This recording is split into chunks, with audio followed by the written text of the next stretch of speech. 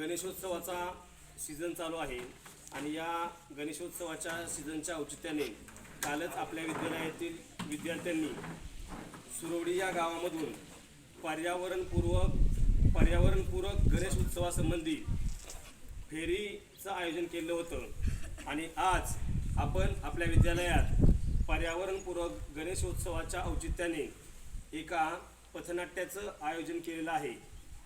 या पथनाट्यामध्ये इयत्ता 9वी आणि इयत्ता 5वीचे विद्यार्थी सहभागी झालेले आहेत। हे विद्यार्थी आपल्याला या पथनाट्याच्या माध्यमातून POPच्या गणेश मूर्ती न वापरण्याचा सल्ला देणार आहेत।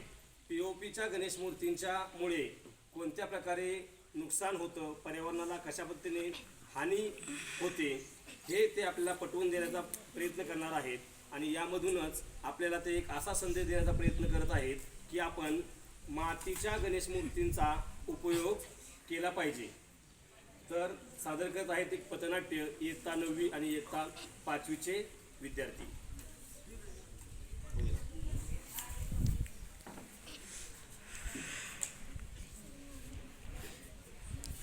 गणपती बाप्पा मोरया, मंगलमूर्ती मोरया।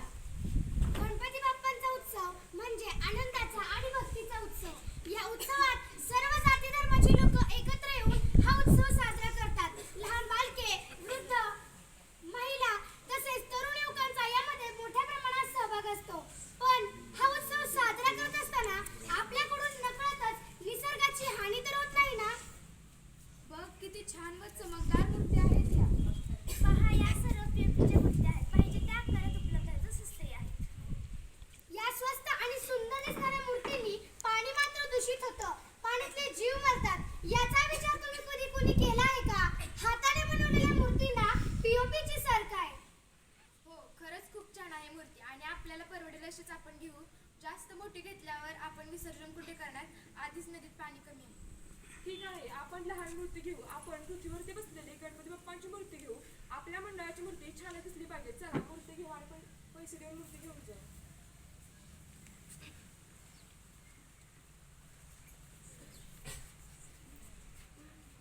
गणपती बाप्पा मोरया, पुढच्या वर्षी लवकर या। अरे असे काय करताय तुम्ही? या POPची मूर्ती विरघळत नाही, माझे पाणी दूषित होते, मासे मरतात, पिण्यायोग्य पाणी संपते।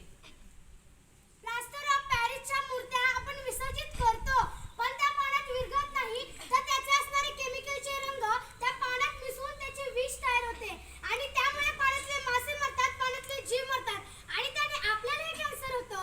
केमिकलच्या अतिवापराने काय होईल हे सांगण्यासाठी याचे उत्तम उदाहरण म्हणजे पंजाब। पंजाबमध्ये मोठ्या प्रमाणात गहू पिकवला जातो आणि जास्त गहू पिकवण्याच्या नादात पंजाबमधील लोकांनी इतकं केमिकल वापरलं की तेथील आज पंजाबमध्ये प्रत्येक घरात आज कॅन्सरचा पेशंट आहे आणि तेथील प्रत्येक पेशंटसाठी आज पंजाबमध्ये एक कॅन्सर ट्रेन सुरू केली आहे आणि हीच अवस्था आज आपल्या महाराष्ट्रात सुद्धा आहे।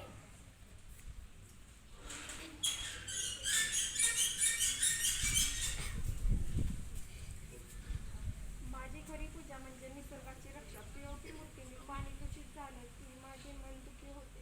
बघताना मातीची मूर्ती बनवा, घरीच विसर्जन करा किंवा तलावात विसर्जन करा। मी मूर्तीत नाही तर तुमच्या मनात बसतो। हो, बाप्पा खरं सांगतात। आपण पुढच्या वेळी मातीच्याच मूर्ती आणू आणि निसर्गाची काळजी घेऊ। आपण निर्माल्य जमा करून नदीत न टाकता मातीत टाकू।